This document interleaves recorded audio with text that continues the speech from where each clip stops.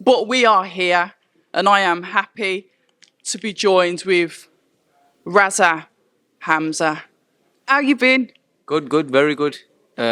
Staying busy, training, as you know, always, and keeping fit, really, keeping healthy, keeping the mind right. But very good. Raza, you are no stranger. October Red Boxing, like I said, you are no stranger to adversity. I've met some boxers from doing this for how many, 12 months, 2 years nearly now. And I've never met a fighter yet that has had so many knockbacks, but still kept going like yourself. And forgive me, and I apologise to other fighters. I haven't met you yet, or you haven't disclosed this to me. But I've got to know you, and you have had a tough few months again. Yeah, yeah, absolutely. Um, was meant to fight July the 31st, I think it was July 30th, and that never went through for I don't know what reason. But look, man, this is my life. Like I said before, this is my job. This is all I know. This is all I do. Like, if I don't do this, what else am I gonna do? My whole life. Somebody, you know what pisses me off when people ask me, "Are you still boxing?" Of course, I'm fucking boxing, man. What else do I do? Because I've not fought, because I've been on the wrong end of the stick. But like, this is all I do. This is all I know. If I don't do this, what am I gonna do? All I can do is get up every day and think, I'll keep going. And I've got a few good people around me, well, one or two, who help me and support me. But other than that, just need to keep going, man. If it happens, it happens. If it don't, eventually I'll probably give up. But yeah, it is what it is. You don't strike me as somebody that would ever give up. But what I want to do touch on, and it's something that has become like really obvious to me as well, is the faith, your faith, Islam, religion, the importance of that has kept you going. I see you out with your prayer mat, I watch your stories.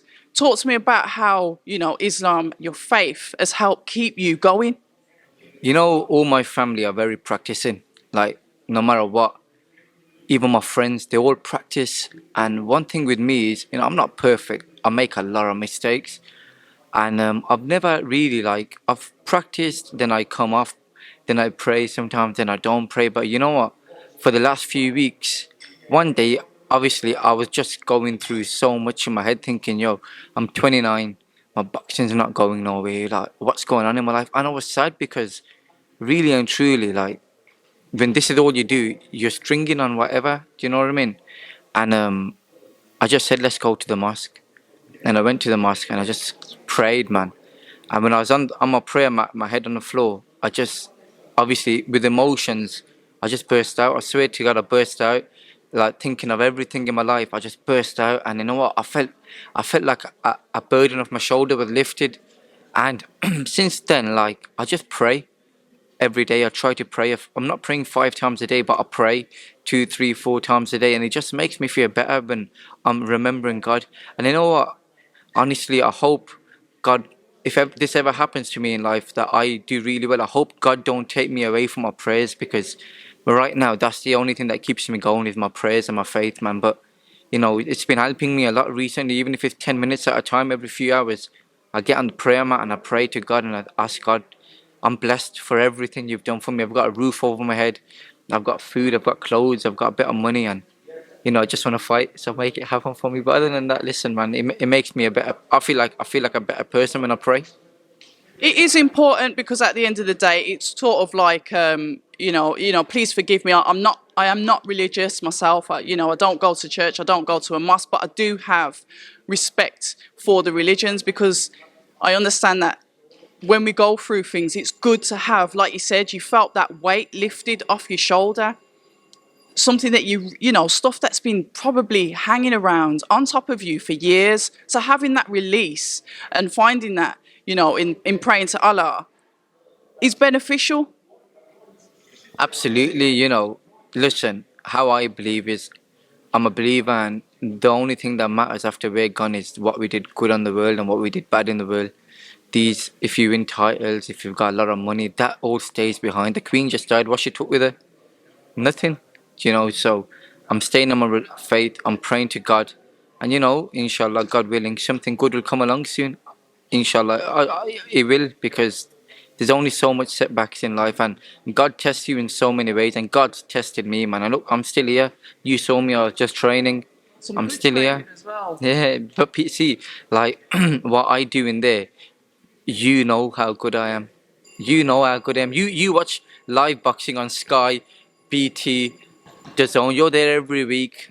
You know how good I am. Do you know what I mean? So I keep doing what I'm doing, what I'm in control of, and the rest I let God take control of. So we talk about that, and we talk about you being out next. Is it October the 8th? Talk to me about that opportunity. Um, Obviously my fight was cancelled. July the 3rd. I was in Newcastle. Press conference had been done and everything. Yes, Remember that I was in there, and obviously one opponent fell through on Wednesday. I accepted a Brazilian who was 14 and over 12 KOs. Never knew nothing about him. All I knew, just tall as me. Tough. Do you know what I mean? But fuck it, I was gonna go for it. That never materialized. Then obviously I go to Max, get me anyone with a winning record. I never said get me such and such because beef kicked off on social media, yes, I innit? remember that. And I go to Max, listen, get me anyone with a winning record. So a lot of calls were made on that. And certain people got offensive thinking I just called them out, which I didn't. And then they offered me a journeyman. No disrespect to any journeyman, but I'm 16 and 0. I believe I'm past that. I need something to wake up for. And like I said, I've got one or two good people in my life and a friend who works very close to a few promoters. And well, he's not even a friend, he's my family. It's like family, you know what I mean? He does a lot for me, and he made a few calls and he said, don't worry. And got me out on October the 8th in Bolton against a tough Indian. This Indian is tough, rugged, 1-8, lost 2. He's not, and I've been at the ring for 10, 12 months, so it's a good test for me over 8 rounds. I win that, and then we move on, man. We move on. We have a big end to a year. I've got a big date I'm going to announce. Trust me, God willing, this goes through for me, and then inshallah, we're in for a big end to the year, man. And a hard fight. I'm going to accept any hard fight. Just want to see how good I am. We know that you're someone that doesn't shy away from fights. And I remember because I messaged you saying, what's going on? Because I think at the time I was in Bournemouth for the boxer card.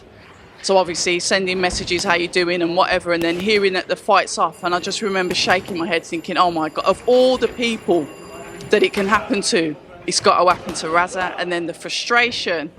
And then obviously, like you said, the bit of backwards and forwards on social media when all you wanted to do was fight. But we draw a line under that and we move forward. October the 8th, like you said, you've got someone with a winning record, somebody that will be a challenge. You've been out the ring for a bit and then we continue to move forward. That is not a mindset that everybody can have. The amount of knockbacks that people get, sometimes it will just put them off forever. How do you keep going? You know what it is, how you got to look at it as well, right? How you got to look at it. What have I earned from boxing? Been a pro for 7 years. What have I earned? Nothing, not a penny. And I still, for some reason, get up and think, you know what? Keep going, man. Keep going. And trust me, there's days, honest to God, I'm not just saying it. There's days when I'm waking up now and thinking, yo, man, do something else. You've got so many opportunities in your life.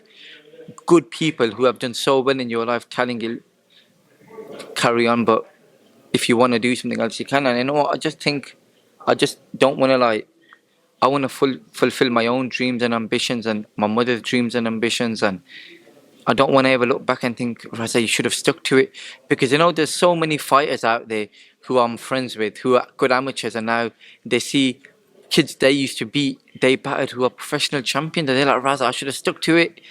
And that makes me think sometimes, there's geezers who are not even as good as me, but maybe if I walked away, they might get an opportunity, and that could have been me. So I just keep going, man, and I keep thinking, man, it's coming. It's going to come. And look, one of my friends, Jordan Thompson, he just stuck to it. He's at the ring for 2.5 years, and he just stuck to it, and now he's won IBF European. So, you just got to keep working hard. You got to keep moving forward, meaning stay in the gym, practice, and keep going, man. And now we've got some more good fighters in the gym, which gives me a bit of an extra drive, and I'm sure they've got good things to say about me too. You get it? So it just gives me a new challenge every day. What does Acott's Green Boxing Gym mean to you as a fighter? It's like family, Craig, isn't it? Like, he messages you, he talks to you, he's in the gym with you. He's a proper geezer, and he knows your struggles and been training you for so long. He's never asked for anything. Do you know what I mean? And just grateful to have a facility like this. Thank you to Craig, thank you to Acox, thank you to Max. Look at the facility we're training in, and thank you, man. They do a lot for us, and hopefully one day, when I'm a champion, I can repay a small bit back.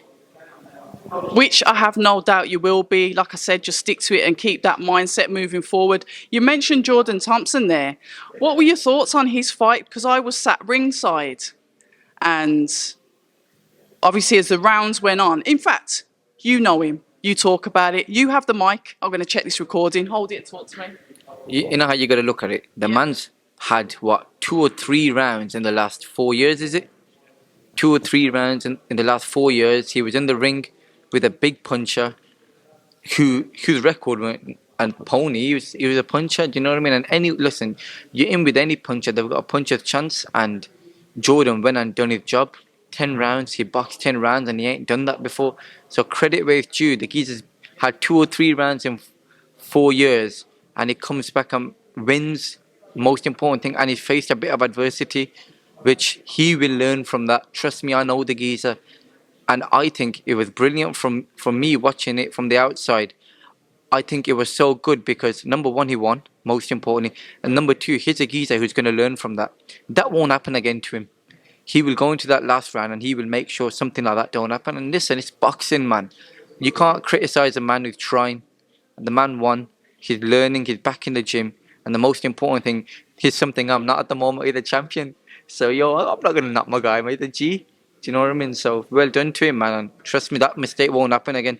I don't think many people will see the final bell with him. That fight, it was his first title. He must have been nervous. So, he probably didn't want to, with everybody, he probably didn't want to step on it too much. You might blow out a steam. Anything can happen. But now he's done them rounds. He's going to be unstoppable. And trust me, he's one of them fighters at that division. They got to worry about him, because my man's a banger. I'm telling you, I've seen him spark man out in sparring and that. He's a good fighter, man. Well done to him. That's a title I've always wanted. One day, hopefully, I'm going to win it. The only reason why I ask you about Jordan is because he speaks very fondly about you. Very, very fondly. He's like that. He's that type of guy. So I know that he'd probably appreciate, your feedback on the fight. Hopefully, we'll see him out again soon. But the main priority here is that you didn't give up. Despite the adversity, you are probably as hard as nails mentally, and you just keep going. Let us know a little bit about the card you're on, how we can purchase tickets, who the promoter is, etc., etc. I'm fighting on a Vinco boxing card, Tom Stoker. It's a good card, actually. You've got an IBF European title fight on it. You've got a WBO European title and an English, I think, title fight on it. So it's a good card. And anybody who wants tickets, just contact me. Contact me on Instagram. You know my Instagram and everything. And it's going to be a good card. And there's some good fighters on it, man. So should be a good card. But listen, end of the day, I'm out. I'm fighting. Do you know what I mean? And that's the most important thing. I'm fighting. I've got something to look forward to. And when I win that fight, I will be moving forward. We look forward to it. October Red Boxing with the lovely Raza Hamza. Thank you so much for your time, and we'll do this again soon. Thank you. Thank you very much for your time. Thank you for coming down. Thank you. Hi, and thank you for watching October Red Boxing. Like, subscribe, and tap the bell for notifications. You can also find us on Instagram at October Red Boxing and on Twitter, October Red UK. And remember, at October Red, we stay ready.